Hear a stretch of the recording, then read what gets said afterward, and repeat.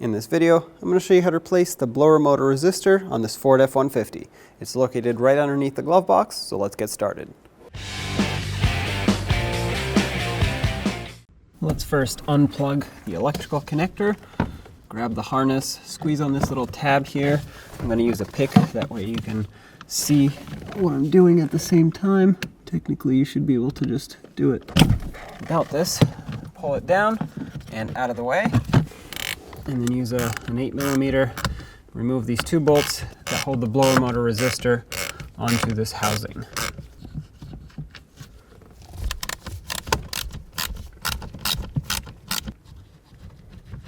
Okay, and there's number 2. And now you can pull this straight out. Has a gasket that should come off with it. And there it is. Take the new resistor, slide it up into place.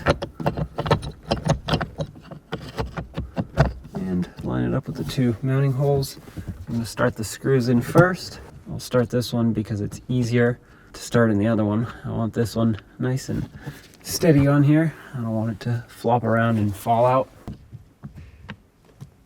Let's tighten these up.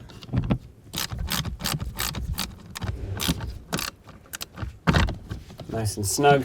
They're just screwing into plastic, so you want to be careful how much you tighten it. If you over tighten it, it will strip out the plastic and then this won't stay seated anymore. And right about there. Now let's plug it in, slide it on, make sure it locks in, and there you have it. Now test out your blower motor.